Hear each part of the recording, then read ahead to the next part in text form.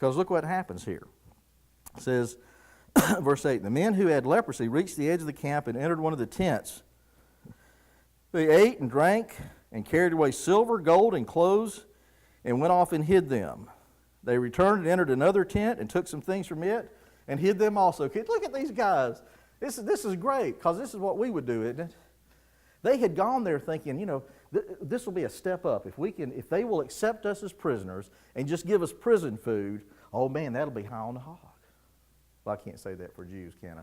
They'd be high on the cow, right? We'll be living good in prison. And instead they get there and there's nobody there, so they go in a tent and there's all this food and all this drink, and so they just sit down and they have a party, right? They are going at it, eating, drinking, and then they said, hey, let's look somewhere else. Sounds like Goldilocks, doesn't it? Let's see what's the next tent. So they go in another tent and find the same thing. Oh, there's more food. There's more stuff to drink. There's gold and silver. Oh, my goodness. Have you ever had, oh, we've never had any of this before. So what do? They bank it. They go and dig a hole or whatever, and they start burying this treasure. Piling it up. Oh, man, we are going to be good. This is good. This is great. And then they run back, and they get in the next tent, and they get some more, and they run, and they bury it. Oh, man, this is good. And they go get, can you just picture that scene of these 4 lepers running around this huge camp that's totally deserted, taking the spoils of war and hiding them so they can come back later and get them? Well, no telling how much they took and hid. And finally, verse 9 says, then they said to each other, we're not doing right. This is a day of good news, and we are keeping it to ourselves. If we wait until daylight, punishment will overtake us. Let's go at once and report this to the royal palace.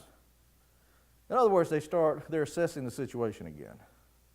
If we don't go back and tell somebody, and then they discover this, and they find us, it's going to be trouble.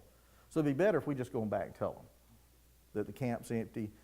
You know, we can go there and you can get stuff. So they went, verse 10, called out to the city gatekeepers. Isn't that interesting again? They can't even go in. They're having to stand outside. They're calling up to the city gatekeepers and told them, we went into the Aramean camp and not a man was there, not a sound of anyone, only tethered horses and donkeys in the tents left just as they were. The gatekeeper shouted the news and it was reported within the palace. How do you think that gatekeeper felt about this? Hey, there's 4 lepers out here. They say the Arameans have left, camp's deserted, and we can go in and get whatever we want. Now who'd you say is reported that? 4 lepers right out here. They're hollering. See them? Look, if you look out the gate, you can see them. See them standing out there? And 4 guys. Well, okay. We better report this into the palace and get some instructions on this. So they go and tell the palace. The king got up in the night, woke the king up, said to his officers, I'll tell you what the Arameans have done. They know we are starving. So they've left the camp to hide in the countryside, thinking they will surely come out, and then we will take them alive and get into the city. How good is this news to the king? It's a trap. The king says, this is a trap. I know what's happening here. They just want us to go out there. But he does make a good move, or at least his officer gives him one, and he takes one of his officers answered, have some men take 5 of the horses that are left in the city. Their plot will be like that of all the Israelites left here. Yes, they will only be like all these Israelites who are doomed, so let us send them to find out what had happened. Now, I don't want you to miss the point here that this shows the utter despair that the king was in. He wasn't even willing to just come up with this idea of sending a scouting party out. It has to be one of his men who says, oh, king, let's try this. What if we just send a few guys out? Worst thing that'll happen to them is they'll be killed. But guess what? If they stay here, they'll do what? He's reasoning like the lepers now. They'll die here. So all it's going to do is speed up that death.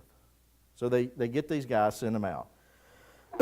Verse 14. So they selected 2 chariots with their horses. The king sent them after the Aramean army. He commanded the drivers, go and find out what has happened. They followed them as far as the Jordan, and they found the whole road strewn with the clothing and equipment the Arameans had thrown away in their headlong flight. It's a great detail he gives us here. These guys are fleeing, and they're putting, this armor's too heavy, get rid of this, and they're just throwing things off so they can get away quicker with these, because these 4 lepers are coming. So they're finding these clothes thrown about and equipment. So the messengers returned and reported to the king. Then the people went out and plundered the camp of the Arameans. So a seah of flour sold for a shekel, and 2 seahs of barley sold for a shekel, as the Lord had said. So it happened just like the prophet Elijah had said. Food was found in the city. 4 lepers took the risk, took the dare to do something desperate. But what they learned is that God was there in the midst of this, and that he had worked through this situation. So what can we learn from the 4 lepers? Well, I think first of all, we can see that even in our most desperate times, and probably most often in those times, we clearly see God at work. When we get to the end of it, this desperate time, we reach that point of hopelessness or despair, if we'll take that next step, receive that word of encouragement, we see God at work. God was working all through this situation. God wasn't surprised that the Arameans fled.